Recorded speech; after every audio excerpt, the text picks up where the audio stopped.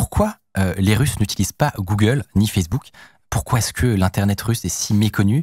Qu'est-ce qui fait qu'il y a autant de hacking et de cybercriminels en Russie? On va découvrir tout ça aujourd'hui avec Kevin Limonier. Bienvenue, merci d'être parmi nous.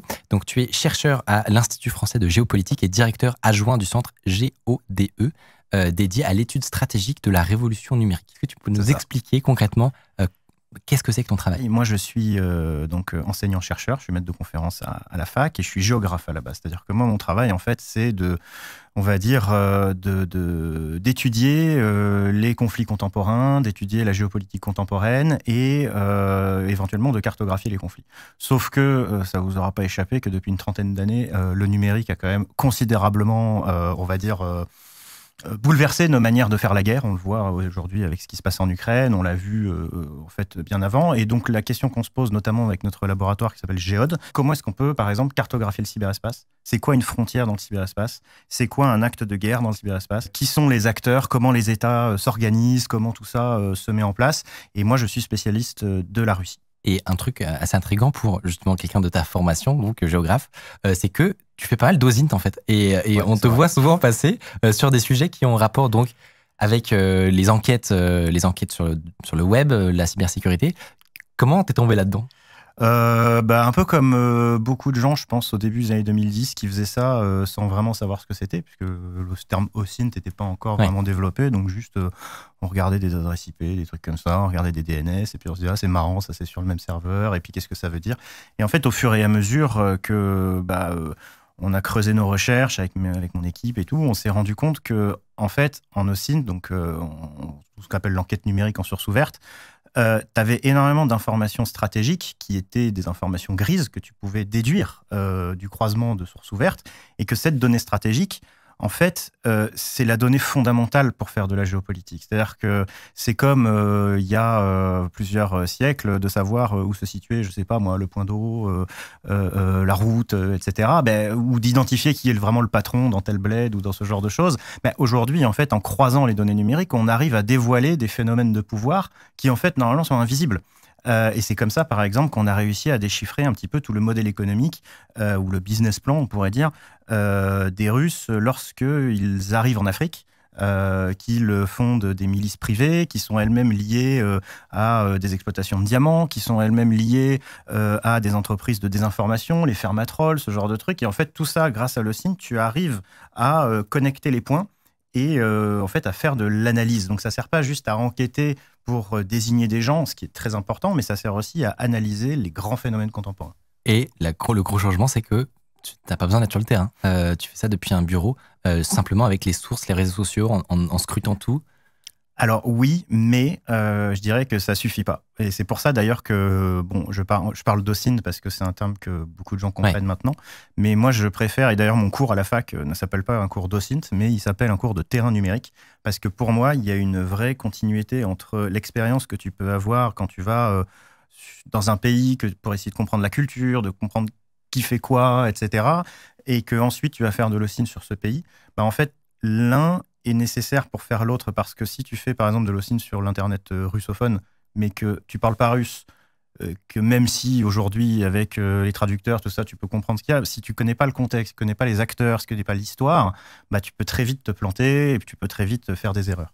Tu parlais du coup de justement cet internet russe. Moi, j'ai découvert le terme Runet, que je ne connaissais pas. Est-ce que tu peux nous expliquer ce que ça désigne? Ouais, alors le Runet, en fait, à la base, c'est un mot c'est un élogisme qui apparaît en Russie au début des années 2000 pour désigner tout simplement le segment de l'Internet sur lequel on utilise le russe pour communiquer. Voilà, c'est ça à la base. Sauf que au fur et à mesure du temps, ce terme s'est chargé d'une connotation politique. Pourquoi? Déjà parce que les Russes, comme tu l'as dit, alors c'est pas qu'ils n'utilisent pas Google, c'est pas qu'ils n'utilisent pas les GAFAM, on va dire, mais c'est qu'ils ont le choix.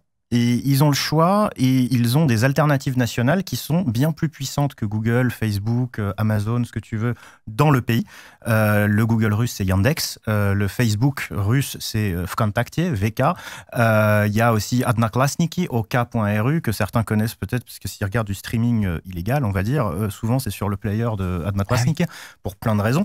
Et en fait, toutes ces plateformes d'intermédiation, elles sont nées au moment où en fait les Occidentaux ne s'intéressaient pas à la Russie. C'est-à-dire dans les années 90 et les années 2000, la Russie faisait peur aux investisseurs. La Russie était très mal connectée en fait au reste du monde parce que en fait les câbles internet, les câbles téléphoniques étaient pour la plupart hérités de la guerre froide. Donc le rideau de fer faisait qu'il y avait pas beaucoup de câbles et donc la latence entre le monde post-soviétique et le monde occidental était énorme. Moi, c'est un truc que j'ai vécu moi-même quand j'étais gosse. Quand on jouait par exemple à Counter-Strike et qu'il y avait un Russe qui débarquait sur le serveur, on le kickait. Pas parce qu'on les aimait pas, mais parce qu'on savait qu'il allait nous faire laguer la partie et que ça allait être injouable, etc., etc. Et pendant très longtemps, cette anecdote n'a rien signifié pour moi d'autre que juste on kickait des Russes. Mais en fait, aujourd'hui, avec mes recherches, je me rends compte que c'était parce qu'ils étaient situés pour nous très très loin dans le réseau. Et en fait, cette situation d'isolement de l'Internet russe à l'époque, elle a permis à des plateformes locales de se développer parce qu'il y avait quand même des besoins économiques. Le monde russophone, c'est énorme, c'est toute l'ex-URSS, donc c'est un gigantesque marché de gens qui sont quand même relativement bien formés à l'informatique. C'est sur la question des hackers, peut-être après. Mais surtout, en fait, lorsque la Russie est devenue très bien connectée au reste du monde, en fait, en 2005 à peu près, quand tu as les premiers grands câbles fibre optique qui, en fait, ont connecté l'Europe et la Chine en passant par le transsibérien. Donc en fait, il y a une espèce d'autoroute fibre optique qui s'est ouverte et la Russie est subitement passée du statut, on va dire, d'État périphérique dans le cyberespace à plugger sur une énorme autoroute.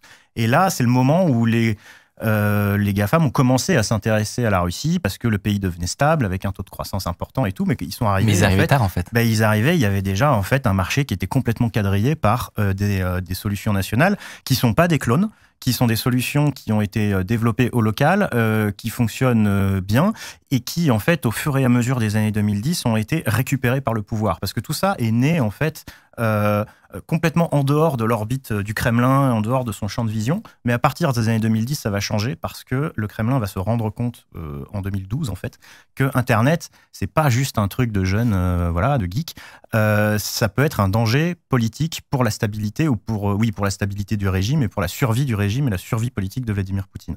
Et ils vont commencer en fait à contrôler les réseaux sociaux à partir de 2012, parce qu'en 2012, Poutine revient au pouvoir après des énormes manifestations qui ont été les plus grosses organisées depuis la chute de l'URSS. Et ces manifs contre son retour au pouvoir, Medvedev était président juste avant, ces manifs, elles ont été organisées essentiellement sur les réseaux sociaux. Et en fait, là, le FSB a paniqué. Le FSB, c'est les services secrets russes. Ils ont paniqué parce qu'ils n'avaient aucun moyen de contrôler ce qui se passait sur le réseau. Et là, ils ont dit plus jamais ça.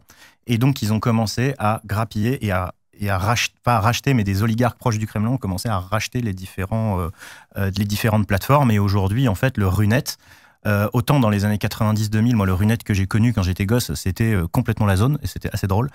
Autant aujourd'hui, c'est devenu très policé. C'est devenu en fait un espace extrêmement censuré, de plus en plus fermé et avec lequel il est de plus en plus difficile de communiquer. Et en fait, pour bien comprendre, la grosse différence avec la Chine, parce que moi j'avais cette image-là justement où Google, c'est disponible partout, mais il y a quelques endroits où on l'utilise pas du tout, c'est en Chine, en Russie. Ouais. Et en Chine, on sait qu'il y a justement ce firewall, donc un pare-feu qui empêche la connexion. Là, c'est pas ça. C'est complètement différent. En fait, l'Internet chinois a été créé by design pour être contrôlé. C'est-à-dire qu'en fait, tu as une architecture BGP en fait, qui est hyper centralisée, où tu as quelques portes d'entrée et de sortie, des routeurs de bordure, il y en a quoi, je sais pas combien il y en a, mais il y en a vraiment pas beaucoup, et c'est terminé. La Russie, en fait, c'est au niveau des systèmes autonomes et au niveau vraiment des couches basses, c'est le réseau, un des réseaux les plus bordéliques au monde en fait. C'est impossible à cartographier, c'est une galère pas possible. Pourquoi ? Parce que ce réseau, il s'est créé dans les années 90, à une époque où l'État russe était complètement absent et où en fait chacun a créé son réseau, s'est connecté un peu à celui d'à côté puis à celui d'à côté. Donc ça, c'est vraiment un truc qui est venu d'en bas. Et quand tu es une petite ville de 30 000 habitants paumée dans la taïga et que en fait pour te connecter il faut aller dérouler un câble jusqu'à la ville d'après, ça coûte cher, il n'y a pas d'investisseurs qui vont venir t'aider, et en fait tu crées une asso locale, tu crées une entreprise locale, et c'est pour ça qu'aujourd'hui par exemple en Russie tu as environ 13 000 entreprises qui sont considérées comme des FAI. Donc, il y a plus de 13 000 FAI en Russie. Il y a des petits FAI. Alors, ça a tendance aujourd'hui à diminuer, mais tu vois bien que par rapport aux 4 mastodontes qu'on a en France, c'est incomparable. Et il est assez courant en Russie d'avoir des petites villes de 50 000 habitants, 60 000 habitants. Moi, il y a une ville dans laquelle j'ai habité, où en fait, le FAI local, il servait la ville plus 3 villages autour. Et le FAI, c'était littéralement le patron. Quand tu avais un problème avec le routeur, tu appelais une hotline, c'était sa femme qui répondait. Et le mec qui installait les bornes et tout, c'était son fils. C'est une entreprise familiale. C'était vraiment la PME familiale. Et donc, en fait, t'imagines la complexité du réseau qui fait que, en fait, si le gouvernement russe, demain, arrive à véritablement contrôler ça, en fait, je pense que ça en sera fini de l'Internet tel qu'on le connaît, c'est-à-dire un Internet où en fait tu peux bypasser aisément les restrictions et tout, parce que ce que les Russes essayent de faire, c'est justement de recomposer l'architecture système autonome et BGP de leur réseau, ce qui en fait ferait que les VPN ne marcheraient plus, et ce qui en fait demande d'énormes capacités de calcul, demande des technologies des pays extrêmement puissantes, mais sur lesquelles ils sont en train de travailler. Donc si eux arrivent à inventer et à vendre cette techno, vu qu'ils ont le réseau le plus bordélique au monde, ils pourront la vendre à n'importe qui. Et là, on aura de quoi s'inquiéter. Heureusement, je touche du bois, c'est pas encore demain la veille, parce qu'ils n'arrivent pas à mettre en place toute leur stratégie qui consiste à ce qu'ils appellent le RUNET souverain. C'est une loi de 2019 qui donne à l'État les compétences pour déconnecter la Russie du reste du monde. Ce qui, en fait, pose des questions, bien sûr. Et donc là, ce que tu dis, c'est qu'en fait, en Russie, il y a quand même encore des espaces de... Enfin, il y a en fait des espaces de liberté où on peut encore avoir accès à une information neutre et... De moins en moins. Il y a des chemins de traverse, bien sûr. L'utilisation des VPN reste extrêmement importante, mais par exemple, officiellement, les VPN qui ne partagent pas leur clé de chiffrement avec le pouvoir russe sont bannis. Donc, par exemple, ProtonMail, ça fonctionne, mais c'est régulièrement, il y a du BGP Black Hole, il y a plein de contre-mesures qui sont mises en place par les Russes pour vraiment limiter tout ça. Pour l'instant, ça continue à fonctionner.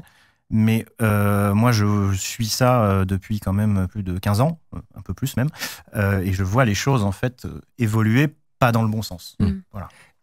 Est-ce que du coup, c'est cet esprit de débrouillardise qu'ils ont été obligés de développer qui fait que globalement, on a l'impression que les Russes ont un plutôt bon niveau informatique général, c'est ça ? En fait, comment dire ? Oui, les Russes ont un meilleur niveau. Alors maintenant, ça a tendance à changer. Moi, je te parle des années 2000-2010. Ils avaient, un meilleur niveau globalement qu'en Occident pour plusieurs raisons. Déjà parce que à l'époque soviétique tardive, il y avait beaucoup de gens qui faisaient ce qu'on appelle des cours du soir, de mathématiques, de programmation, ce genre de choses. Et puis généralement, en fait, il y avait pas mal de programmation qui était enseignée dans les écoles soviétiques quand, en Europe, ça n'existait clairement pas encore. Et donc, tu avais un niveau quand même général, une moyenne, on va dire, passablement supérieure à ce qu'on pouvait trouver dans le monde occidental. Mais la débrouillardise, je dirais qu'elle vient pas de là. Enfin, ça aide. Mais le cœur de la débrouillardise russe qui amène en fait à comprendre un peu pourquoi la fameuse question, pourquoi il y a tant de hackers et de pirates en Russie, c'est surtout parce que l'Internet russe s'est développé à une époque où l'État, les structures sociales, les structures de la société en général s'étaient écroulées. C'est-à-dire, c'est les années 90. Les années 90, pour la Russie et pour l'ex-URSS, ça a été une période économique terrible. Ça a été une période de perte de sens, perte de repères. C'est là où, en fait, la corruption s'est vraiment enracinée durablement dans le système, où il fallait trouver de quoi finir le mois, ce genre de choses. En fait, il y a beaucoup de gens qui ont commencé à verser dans la petite criminalité organisée en ligne. Dans les années 90, par exemple, c'était les débuts de la carte bleue. Les Russes étaient les champions du monde du piratage de la carte bleue. Tu as même eu un groupe de hackers russes qui s'appelait le Russian Business Network, qui a été à l'origine, je crois, de plus de 70% des piratages carte bleue dans le monde. Et on n'a jamais arrêté le cerveau de l'affaire. Il y a des légendes qui disent que ce serait un neveu ou un neveu de Vladimir Poutine. On ne sait pas. Mais en tout cas, ce qui est sûr, c'est que le RBN, le Russian Business Network, par exemple, était structuré notamment par des gens qui avaient fait des études de mathématiques à l'université de Leningrad, donc Saint-Pétersbourg, et qui faisaient ça, en fait, pas forcément parce que c'était des crapules, mais tout simplement parce qu'il fallait vivre, il fallait manger. Et surtout, c'était des gens qui avaient vécu dans un système, le système soviétique, où si tu voulais survivre et réussir, il fallait contourner la règle parce que la règle était absurde et elle n'avait pas de sens. Et bon, contourner la règle, bon, ça me semble être un petit peu voilà, la base même du hack. Et je pense que ça, tu vois, quelque part, ça a joué. Et c'est intéressant de voir aussi qu'il y a ce passage à l'acte, il y a cette cybercriminalité, mais j'ai quand même l'impression qu'il y a une forme de déontologie aussi sur qui va être attaqué.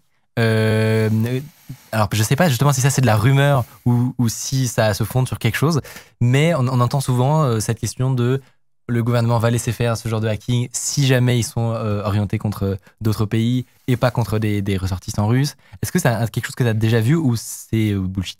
Ouais, ça a déjà existé, on l'a déjà vu, mais je sais pas si on peut en faire une constante ou une généralité. C'est-à-dire qu'en fait, dans les groupes de hackers russes, tu as de tout. T'as des petits génies solitaires, tu as des gens qui s'engagent par patriotisme, mais en fait, il n'y en a pas tant que ça. Tu as les cybermafias qui, elles, sont bien évidemment en plus liées aux mafias russes qui sont elles-mêmes extrêmement puissantes. Et puis, tu as les gens, en fait, qui sont juste pris dans un cercle infernal dont ils n'arrivent pas à sortir parce que, je sais pas, ils ont essayé de brute force le mauvais serveur et en fait le FSB est venu les voir et leur a dit bon bah soit tu fais ce qu'on te dit, soit c'est 20 ans de colonie pénitentiaire. Et là, si tu veux, t'as tous les profils. Alors c'est vrai qu'il y a eu des trucs où on a pu voir par exemple que t'avais des programmes qui ne se lançaient pas si le clavier était configuré en cyrillique, ce genre de choses, mais c'est pas des choses qui sont si répandues que ça. Ouais. Et on voit très bien d'ailleurs que les Russes sont eux-mêmes victimes d'énormément de cyberattaques, alors pas forcément de hackers russes, mais par exemple, l'une des principales sources de leaks au monde, c'est la Russie. Enfin, je veux dire, la Russie produit le système russe leak un nombre de trucs totalement hallucinant, parce que c'est un système à la fois autoritaire, qui est obsédé par le contrôle des populations et qui donc génère beaucoup de données sur ces mêmes populations, mais qui en même temps est profondément corrompu. Donc en fait, ça veut dire que toutes les fichiers, toutes les données de contrôle de la population, elles se retrouvent sur le darknet pour 50 balles. Et toi, ça te sert dans tes enquêtes justement qu'il y ait autant de leaks? Alors, on y réfléchit de manière... en fait, il y a vraiment une question d'éthique et de déontologie derrière de la recherche. Nous, on ne s'en sert pas en tant que tel pour l'instant, mais on sait que c'est des choses... C'est un problème, c'est un phénomène qui est là pour durer, parce que plus le temps va avancer, plus il va y avoir de leaks. À partir de quel moment tu considères d'ailleurs qu'un leak est de l'archive? Tu vois, ouais. Et que nous, en fait, en tant que chercheurs, on peut se baser dessus pour dire, bah, ça, c'est un document historique. Et en fait, ça existe déjà, même pour des fichiers. Moi, j'ai récupéré des fichiers qui datent de l'époque soviétique. Donc, j'ai des fichiers d'ordinateurs, de machines soviétiques. Et tu vois, et je me dis, bah, ok, ça, c'est de l'archéologie numérique. Ouais. Donc, on peut, en fait, Internet et l'informatique est maintenant suffisamment vieux pour qu'on puisse faire ce genre de choses. Mais tu sais, on peut se poser la question, dans 20-30 ans, ça va donner quoi? Et vous n'avez pas tranché encore cette question? Non, on n'a pas tranché. Et s'il y en a que ça intéresse, d'ailleurs, ma doctorante Marie-Gabrielle Bertrand, qui a écrit un super article dans notre revue Hérodote, on a publié un numéro sur l'OSINT, où en fait, elle a écrit un article où elle pose la question des limites éthiques et de toutes les limites en fait, de l'utilisation des leaks pour faire de la recherche. Voilà. Effectivement, c'est un vrai sujet parce que ça se crie pas forcément sur la toile, mais la réalité, c'est que les leaks les leaks tournent, les leaks sont utilisés dans plein de niveaux dans des entreprises de cybersécurité et personne se réalise forcément quelle est la portée légale exactement. Mais personne ne sait. Et où est la limite. À propos de hacking et de débrouillardise, on avait raconté récemment l'histoire passionnante d'un petit jeune qui avait réussi à faire fortune en vendant des boîtes de DVD sur le dark web. Alors, il y cachait des choses et ça a un peu mal fini, mais c'était hyper intéressant. Dans cette vidéo, je vous laisse aller la voir.